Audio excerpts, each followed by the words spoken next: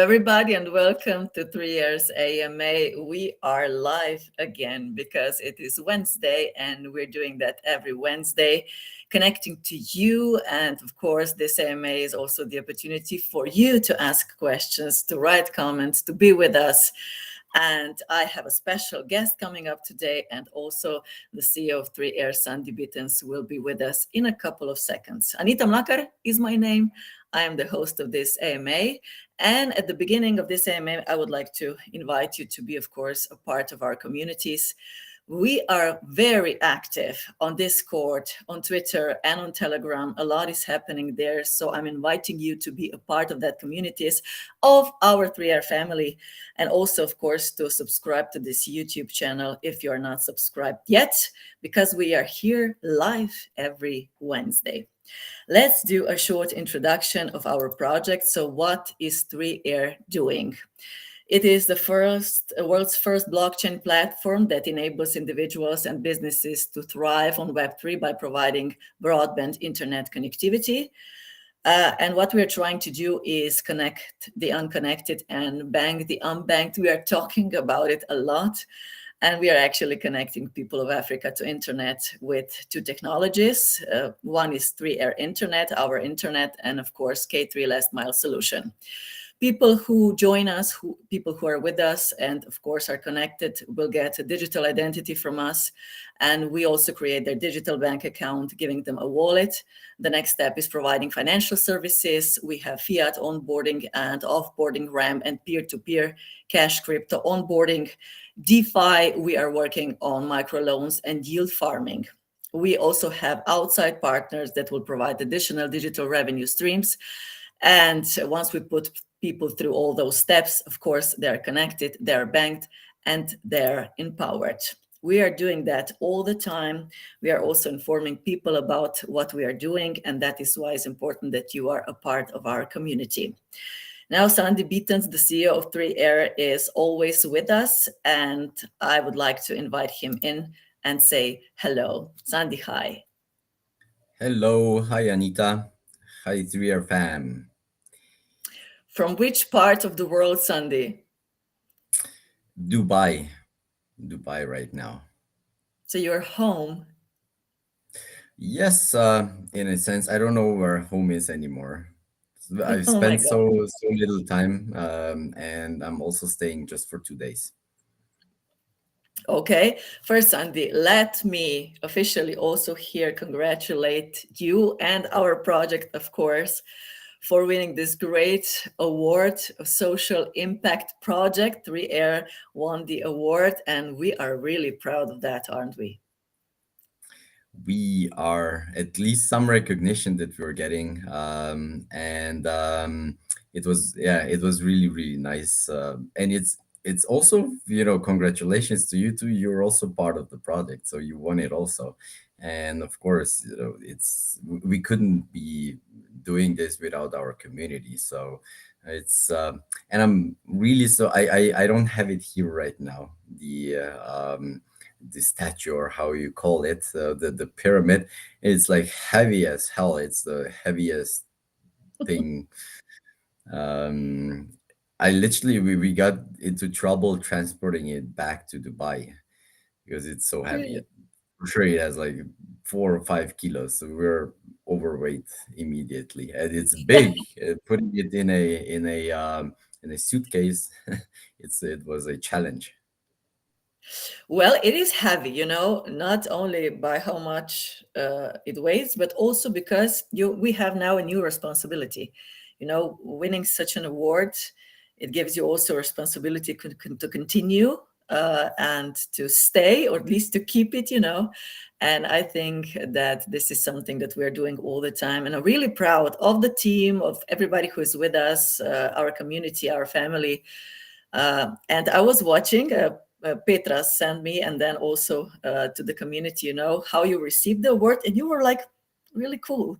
You went out there, and then you came down from the stage, and you were like a little surprised, but still proud. I really liked it.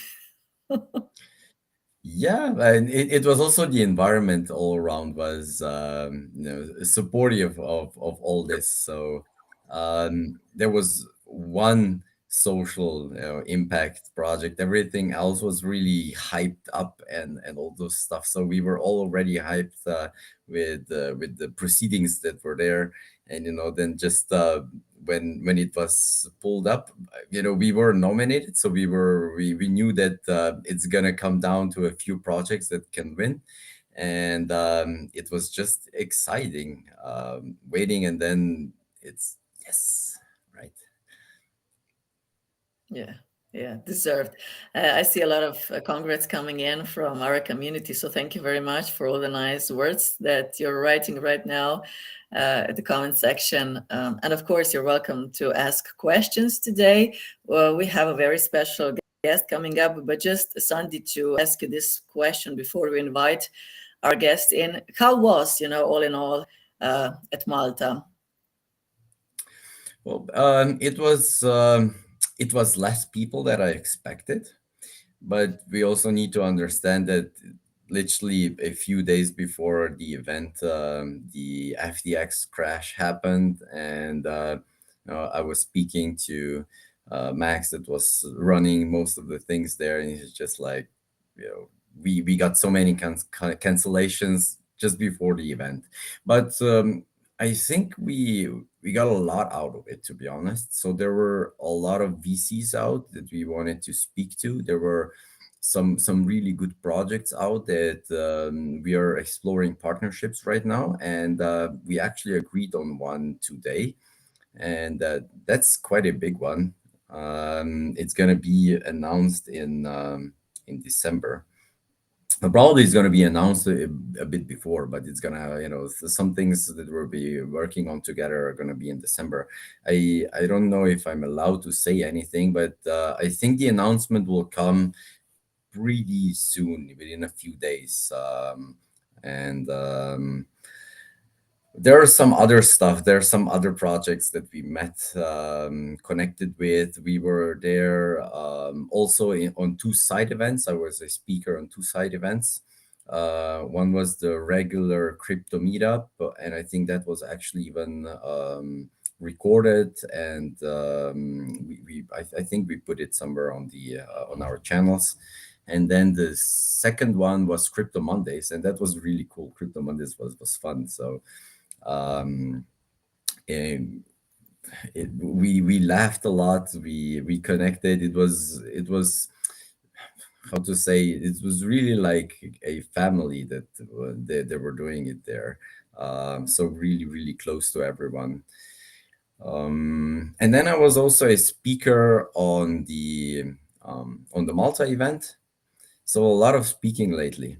And then I was also a speaker in Saudi. I was just in Riyadh on another conference. So it's just like plane to plane.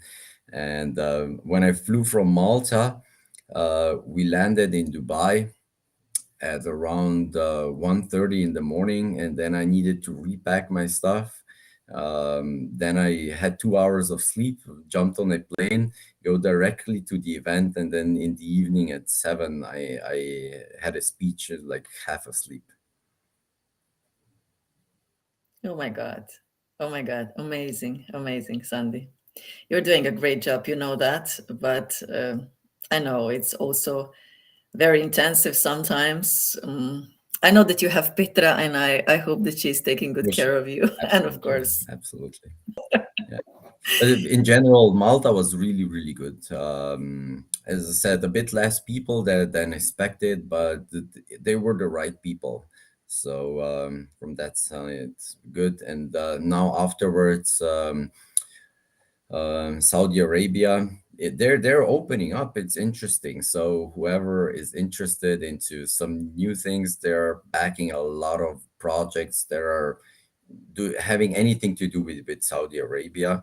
The funding is really really good there. So I would encourage everyone that's thinking about doing something new, and it can be done from outside of from inside of Saudi Arabia. I think it's a good place to go. Um, it's really easy to get connections, and most of the things are backed by the government. And then also, the level of funding that you can get there is it's really, really, on another level. I was also invited to an investor meeting, and that was something new for me. um, but it was more VCs talking to VCs, and it's just they count millions like we count you $10. Okay. Sandy, I have to ask you something because I saw in our community that a lot of people are talking about football and everything that is happening right now. And we know that Saudi Arabia won over Argentina, which was a big surprise. And is it true that they're really having a national holiday now because of that? Yeah, they just declared, that nobody needs to go to work, I think today. And it was I don't follow football, soccer, not at all. um, and then it was during the investor meeting. There was just some fireworks going on. It was like, fireworks, okay. In this in Saudi Arabia, in Riyadh, I don't think that they knew that even existed a few years ago. But also, in experience, they were really, really closed just a few years ago. Now they're starting to open up and change things. And well, it's actually pretty okay to visit. It's pretty okay to visit. I heard some really bad stories a few years ago when some friends went, and so on. But now it looks like a totally different place. So, as a woman, you can go. You don't need to wear a scarf. You can drive a car. That was not allowed before. There was no music outside, and the first thing when I came to the event, there was like loud music all over. There were um, uh, advertisement for a concert with Carl Cox and those things. So it is different. It is different for sure. Things are changing, and that's Yeah, good. That's good. very fast. Okay. Okay, Sandy, we will also do a little market update and everything later because now I would really like to invite our guest. I'm really happy that he's with us again. We had him once, I think it was once, maybe twice on our AMA, and he's a co-founder and CEO of Iceaddis, Ethiopian first innovation hub and tech startup incubator. And I'm really happy to have Markos Lemma with us. Hello, Markos. Hello, Anita, Sandy. How are you guys? It's nice to be back again. We are good. Thanks. Yeah. How are you? Back in Addis? Be back at this. Yes. Yeah. Yeah. So actually, congratulations again, 3 Air for the award. I mean, I actually, to be honest, I expected it that Really? that would happen. But yeah, I mean, I like just being in Malta, like there are a lot of like projects that are coming in, but I didn't really like get across any project that's actually like impactful on this scale. Um, but yeah, still congratulations. Thank you. Thank you. And by the way, Marcus was with us in Malta, so he can also give us a bit of an update, how he felt it was. Yes, Marco, from your point of view, how would you say the event and everything that was happening was there? I, for me, it's like it's really great. It's from the format of the conference. It was the first one that actually like interacting with some people that I know online. So it was actually great that like I had a chance to meet them. I think they had really the right kind of people like coming into the conference, and it's really like going like the interaction was going like for longer hours. Like there's like 18 hours of like interacting with different people, and there are also like some serious interactions. I think I always say this, like like this kind of conference will give you like a perfect trust in what kind of people actually like you're gonna work with afterwards, because if you do everything online, the trust, and then there is a barrier already, like how you interact with people. But that usually like broken, because you can really like ask a lot of questions. You can really like go deeper in terms of like understanding people's project, but also understanding who they are, like who are the people behind this great project. So for me, that actually gave me a lot of like insights in that, and also like, you know, how different people actually like really think about other different projects. So really give you like this third ear to really like clearly understand what are the trends, and how our sector, our industry is like, where it's going. It's it's a smaller event probably, like compared to what initially anticipated, but there were like still a huge a number of people who are interesting in the conference. So Markos, you prefer live events over, let's say, online events? I would say like entry point. You know, I think when you really like meet someone in person first, it makes every interaction online afterwards like makes it really easier. Because then like you would actually have the conversation like completely on a different level.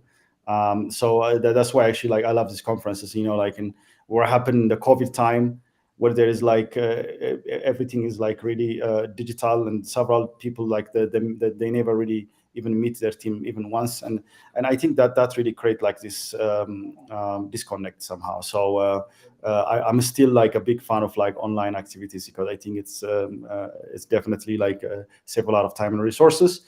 But if you really want to seriously partner with someone, I think you need to meet them at least once in person. Yeah, I don't think that there is no way around Absolutely. it, almost. Although we are really trying hard to get around it, but it is a different level of connection. And we also spoke a bit on that on Crypto Mondays. I think it's a general consensus on this, that we need more real life meetings. Yeah, absolutely. Okay, Markos, for those who are new with us and they weren't with us the last time you were our guest, please do a short introduction of yourself and your work. Yeah, sure. So my name is Markos Lemma. I am the CEO and co-founder of Iceaddis. Iceaddis is like Ethiopia's first tech incubation and acceleration program.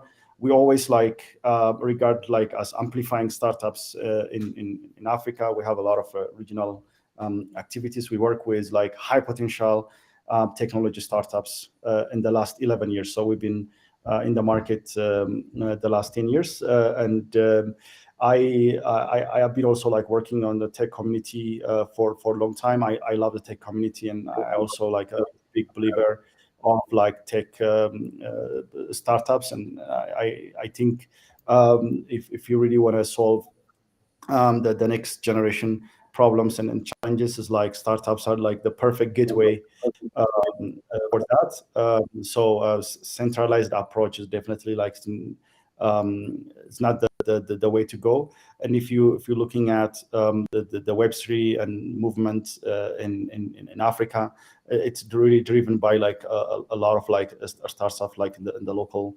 ecosystem. And I said this is being like in the market for a long time. We have a lot of like footprint, especially like in Ethiopia, in bringing the topic of like emerging technology to the light. And it's like, as I said, it's like we're actually like working on Web3 products like quite recently in the last 2 years, but we have like quite prominent position in the Web2 startup sector. But it's not just only limited to entrepreneurship development, but we also do a lot of events, workshops. We do a lot of like policy advocacy with the government, more specifically like when it comes to innovation proclamations and startup acts. This has been pushed a lot also regionally. Like there's organization like, for instance, I4 Policy. It's a Pan-African organization that pushes a lot of these policies to be adopted by governments throughout Africa. This is also one of our work is like also really collaborative, like working with different stakeholders, not just only working with startups and tech community. So it's kind of like a diverse approach in our implementation of these activities. But at the same time, like, we're also trying to create a lot of value by providing like technical support to young innovators in this market. Your work is very important. And we were talking the last time also about the importance of connectivity for startups and also for schools. And this is also the subject that we're talking about today. And this is now, let's say, a very important field where also 3R is making changes. So how are you seeing this connectivity of schools? Could you tell us a little bit about that? Yeah, I think it's like if you really like wanna if you really wanna start with any sort of connectivity, so actually schools are like the first step to start. I mean, I could argue that like for many different reasons, but I think the first reason is like we know that a lot of like educational resources are now available online. So there is like there is an open educational like platforms, like even like high league universities like Stanford or Harvard, like they have like a lot of these educational resources now available for people online to learn. But that's not only limited to the knowledge, not limited to like what you get from text, but also there's a lot of interaction. There's a lot of research documents are actually being published all the time. There are like for a very there are a lot of games in the education sector, like most of like elementary, even children learning apps are actually quite effective now. They become like very gamified. It's very effective, and all these different resources.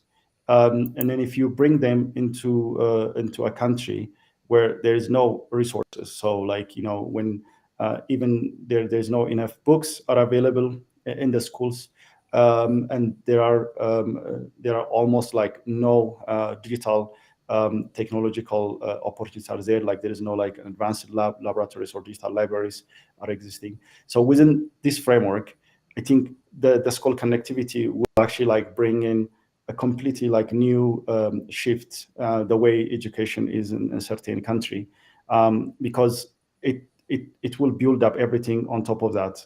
When children and schools, it could be high school, it could be like elementary school, when they have access to internet in the school, they will grow like as what we call now a digital natives, right? Like they will really interact with digital activities. They will already like broaden their imagination. And that's the foundation for everything the countries will do afterwards. That could be building businesses or e-governance or whatever the next step would be. So I think, in my opinion, in fact, before anything else, actually, like schools need to be connected to the internet to achieve the goals that we want to achieve, which is like economical empowerment, economical growth, and so on. I think it goes In even order. before that. So it's also about the teachers. Also, the teachers need to have access to the internet to be on top of what's going on. And I think at the pace of development that we are having right now, it's not the same it was in the 70s or 80s or 90s or even 2000, right? The pace of innovation of new information coming out is far greater, and books just tend to be outdated all the time. So I think we should just almost forfeit all the let's say 90% of the books we actually don't need. We can put the materials up on the internet, and I would even say that I think the whole educational system, in a sense, needs to change and adapt to the new to the new surroundings. Right now, what's really important, I think, is to know how to find information and how to validate the information that they're correct. think internet is a big library, but also with a lot of fake information. So finding the correct information, and then what we need to teach the children, I think, is more or less how to combine that to achieve a goal. So yeah, I think it's really time to have a totally different concept of learning, in my opinion. And for sure, it's going to be tightly bound to the internet. Yeah, absolutely. I think it's just like, I mean, even the fact that like there are 4 billion people don't have access to internet, it's just mind blowing, even with the current trends, right? And then obviously like schools and students and teachers are like the first victim of that, in most countries. Um, I remember like we had a long discussion in Ethiopia with a lot of people about like access to internet, because when we started Iceaddis in 2011, like there is only 1% of the total population have access to the internet, and we also had like a lot of mapping of like, for instance, bloggers, like how many bloggers are actually like talking about Ethiopia in English, and then we managed to get only 20 bloggers for 100 million people, right? And so which means like 85%, 95% of the information coming about Ethiopia is either by either by foreigners living in Ethiopia or outside, or diaspora Ethiopians are living mostly like in North America, right? So it's actually almost impossible to verify the information is really coming out of the country is actually even true, because there's a really lack of internet at that time. And on top of that, like it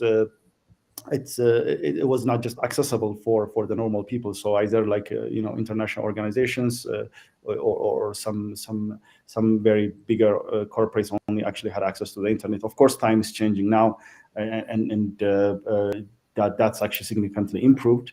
But it's just really hard to that without really reaching like the 100% internet access to the individual ordinary people, like we can't really achieve the universal goal to bring people together and make them like prosperous.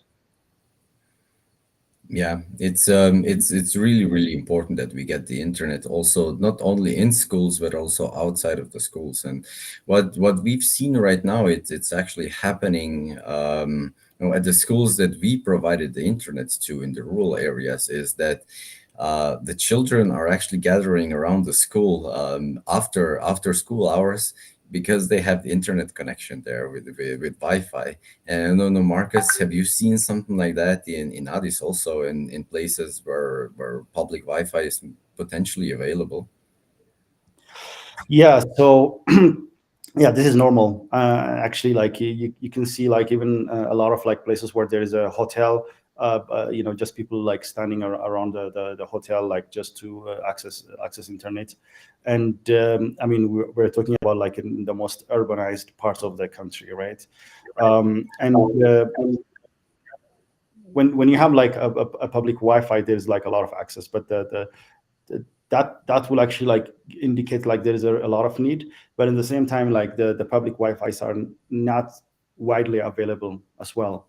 So when the internet is like very open, usually like it's very poor quality, or it's actually like protected. So it's a little bit difficult, but you can see that like that's kind of collection of people coming into a place where everyone trying to access internet for a shorter period of time, standing or sitting there. I think it's very common in many parts. Yeah, so Sandy, like that's quite common, I think, in most places, in fact, that I've noticed. There are a lot of challenges at this field, absolutely, but it is good that 3Air, also Iceaddis, both of us who are doing something about it, about connectivity, and the importance in order to achieve that connectivity, of course, is also school mapping. Just you mentioned it already, Markos. So how important is it, and what does it bring?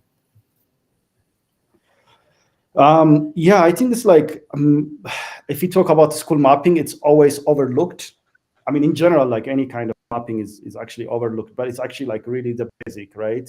Because mapping will give us like a very basic idea about what kind of resources is needed. And also it's kind of like an idea also to track like progresses. I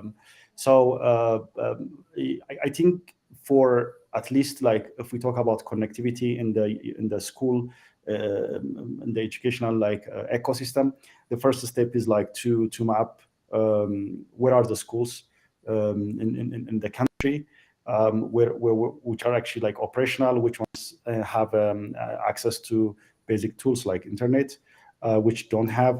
All this information is very important because at the end, to really like put resources to really like bring in like fundings or whatsoever is needed for the school, like that's very important. So at least like what we have done so far is like to map schools in Ethiopia, and a very close partnership with the Ministry of Education. I mean, that's the first step, like to like kind of giving access to what's really needed, how far things are, what kind of setup you need within the school environment, or actually like between the schools as well, and also to really see where are the areas where actually like there's a lot of like even the schools are like missing, right? So there's a huge opportunity to do that.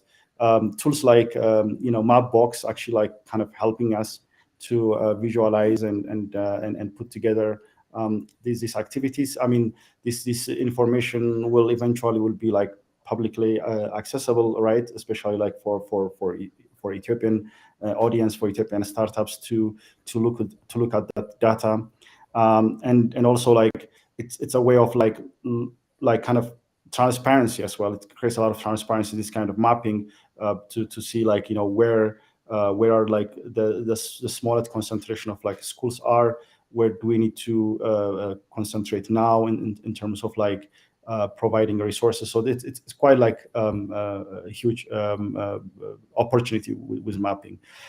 So it's not really limited to only connectivity as well. So it's really like bringing a lot of other opportunities in mapping schools. And Yeah. I mean, thankfully, like we have the right kind of partner for that, because the ministry is like mandated to do this activity. They have actually like quite knowledgeable in many of these aspects. There is a little bit of like lack of data, for instance. Where are the areas of country where there are not schools? This is not yet utilized. The data is like kind of like going a little bit more where the schools are, but where are the areas where there's not schools? If you for instance like ask metrics like, can we actually find area where there's like 7-kilometer radius where there are not schools? This kind of data is not actually available even within the current with the current mapping. So there's a little bit of more work to do in terms of mapping.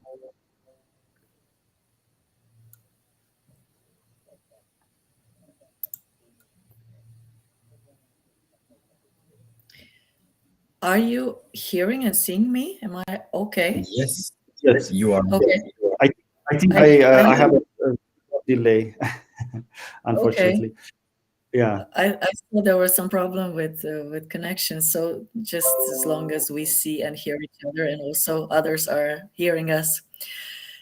Sandi, maybe to get you involved in this discussion, 3 areas really aware of that problem: school connectivities, and also aware how important the mapping is. Doing a project that it's going on right now. Would you tell us a little more about that? So we're not doing work on mapping. We helped out just a bit with some graphics and something like that. But we for sure use the data to select schools from our side that we can connect, that are in our range. And there is actually a really nice graphical representation. If you go to app.3r.io, you'll see the connectivity map, and we have there all the schools that have been mapped out in Sierra Leone. And we have also put up our towers where they are, and all our access points, so that coverage is seen. So there's a lot of schools that still need connectivity even within our reach. So we've set up the NFTs, the connectivity NFTs, and we're now slowly adding, school by school that we can connect, and they'll be available on a ongoing basis. So if you want to do something good, I think giving some future to the children with giving their school a connectivity is going to be an amazing gift. Maybe even a New Year's Christmas gift. Yes, indeed. We are, of course, talking about NFT connectivity feature, and we were also introducing that feature last time. Sandi also showing how people can participate, what they can do. Markos, how important is that for schools, getting connectivity even for a while that way? To keep it connectivity, sorry, can you repeat? To get the connectivity even for some period of time through this NFT project. How important is that for schools? Yeah, so actually, I'm not very familiar with the activities in Sierra Leone, to be honest. But I think it's like I think the end goal is like what's really important, because I think for especially like for school connectivity, we need to think about, like, of course, like the first one is like access, right? I mean, this is like what Sandi already mentioned in Sierra Leone. This has been already, like, the nodes are already there and connected. I think this is like the first step. But to maintain it and then to continue like providing the services, like there is a lot of like other services needs to be provided.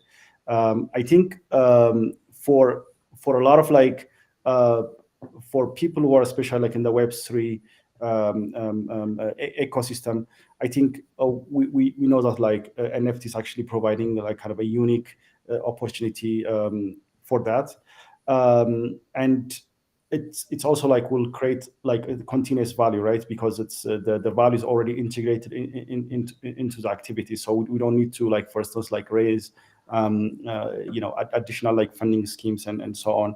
And afterwards, like, this could be channeled through the same platform.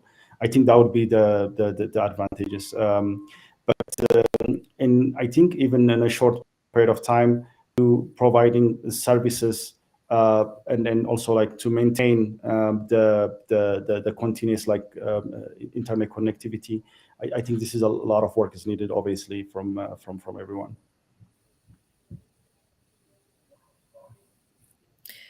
We have a question from Richard. Are you as Iceaddis working on the mapping, or is that a government project?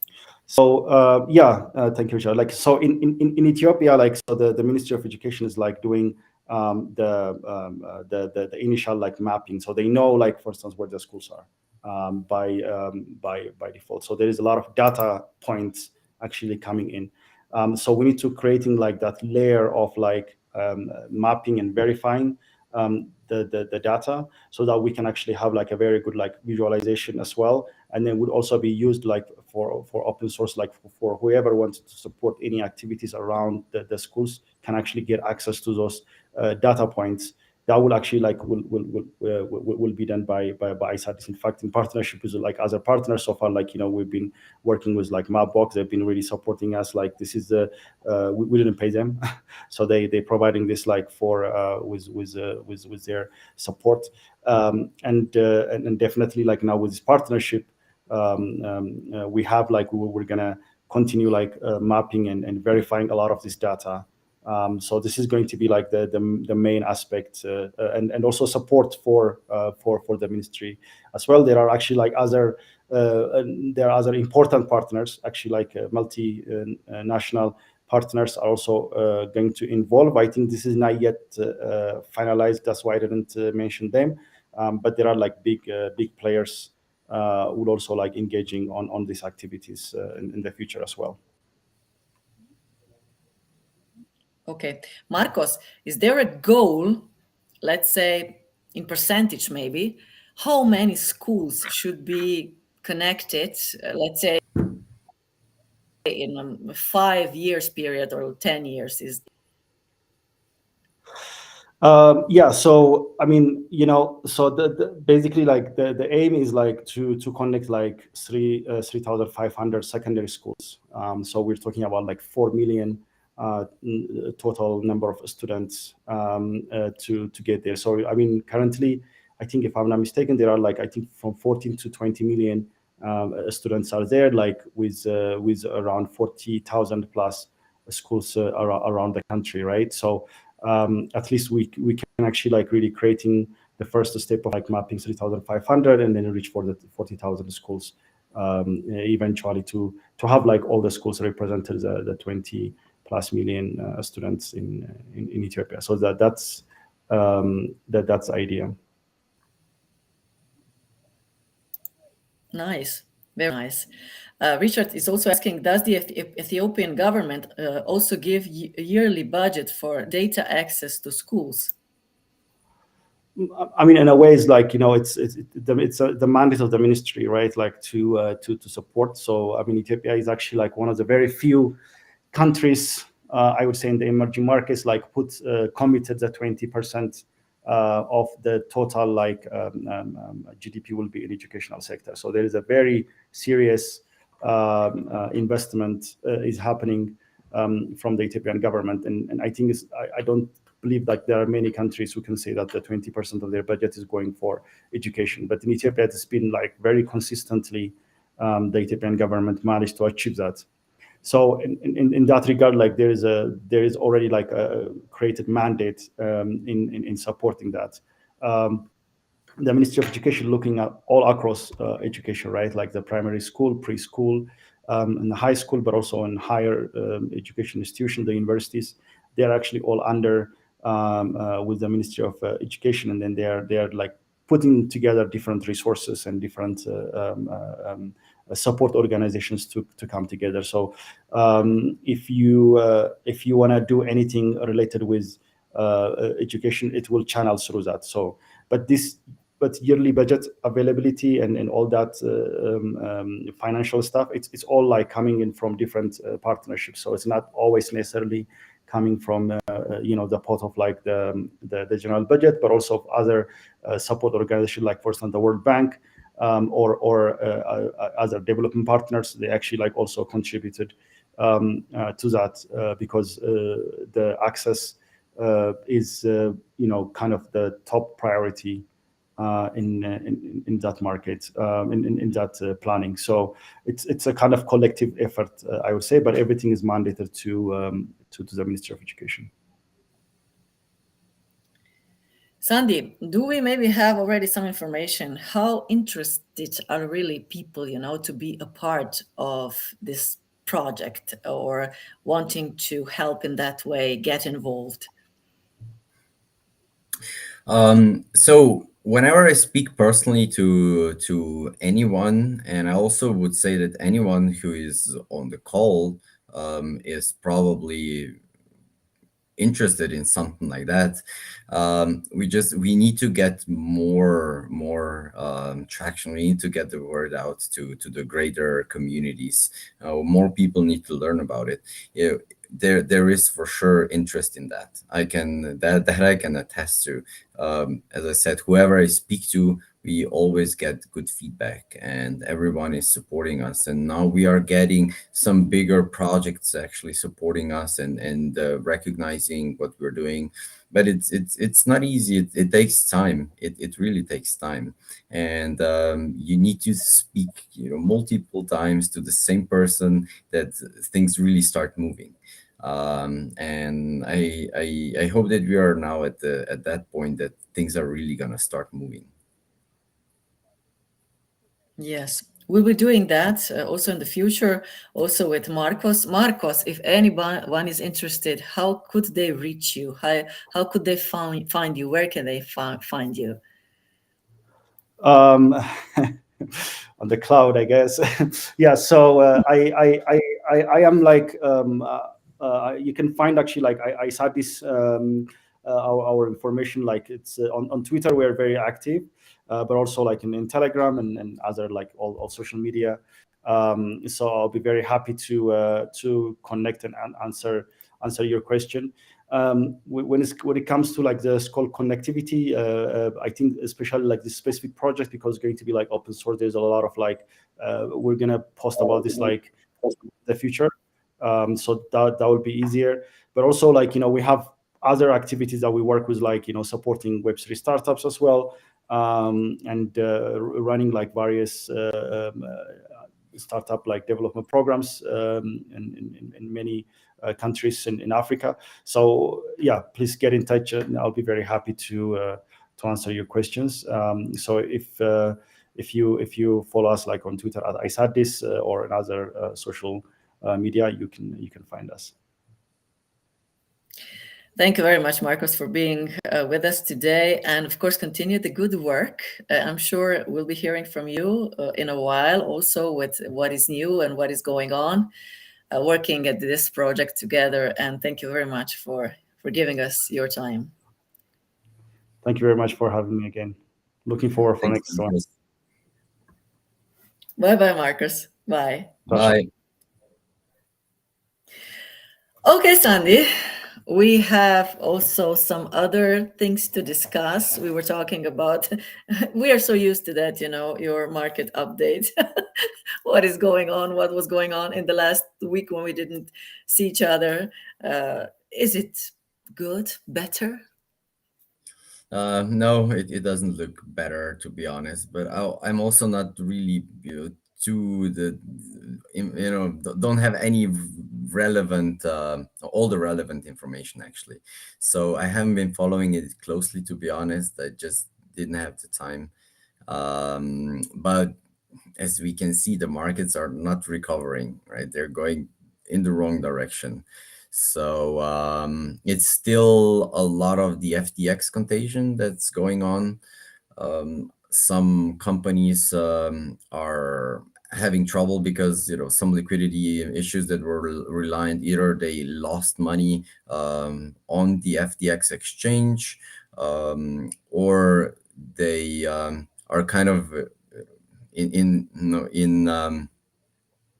involved with any projects that are having trouble because of that. So for instance, I spoken to quite a lot of VCs recently, and they are a lot of them were investing in the same projects as Alameda Research did. And Alameda Research, they have been investing usually with FTT tokens, so they're with their own token, and that token just crashed altogether. So now the projects that had the majority of funding from Alameda Research actually are missing that majority of the funding, and the other VCs, well, the capital that they still have will probably get deployed towards those projects to just get them out of the liquidity crunch. Else, if those projects cannot do their work, the investment from their side that they did already is actually gone altogether. So right now it's really, really hard to get any new investments in the crypto space. And the general VCs that are not crypto focused, they pulled out also, and they're just waiting for what's going to happen, and it's probably going to take at least half a year until we see some deployments there again. So I guess we will have quite a long winter ahead of us. This doesn't mean that we cannot maybe have some potential upside and some small short rallies, but I don't think that we'll be seeing all-time highs really soon. So yeah, I would just say it's time to really prepare that we either might go a bit lower, or we'll stay in this range for quite some time. Let's see what December can do, but December has its own problems. So usually November and December are the good months, but I think there is some selling predicted for the beginning of December, and then usually by the end of December, when the holidays hit, the volumes come down, and when the volumes come down, usually we see a lower price also because of that. Let's see. We are going into the December rate hikes. So I don't know exactly when they are, but they're coming up soon. And the market right now pricing in around 50%. So 50 basis points of then to be the next rate hike. Um, so if we'll see 50 basis points, maybe a small rally is due. If it's going to be less, then we might see a really, really nice push up. But if we see 75, it's going to probably come down a bit more. And let's just see what's happening, with how the thing with FTX evolves.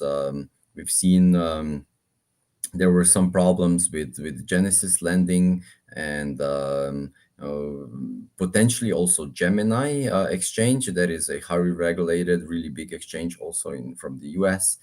Hopefully that will be okay. There was some FUD going around with GBTC, so Grayscale, and Grayscale is actually the biggest holder of Bitcoin altogether. So there was a lot of people scared that there might be something wrong because people were asking to them to provide some proof of their reserves, so from their Bitcoin holdings, because GBTC is right now trading at a more than 40% discount on the BTC price. So they were all thinking there was something going wrong there, else it would be arbitraged already. So they didn't provide that. This had quite a lot of people scared, but they were just saying they cannot provide it. Everything is good. They cannot provide it because of security reasons. We've heard it a lot of times this year. But then also Coinbase came out and Coinbase confirmed that they do have that holding and that everything's fine. So I guess now also Coinbase that is not affected or not involved so much with Grayscale confirming this and also being really regulated. I think they are telling the truth. So at least on that side we are safe.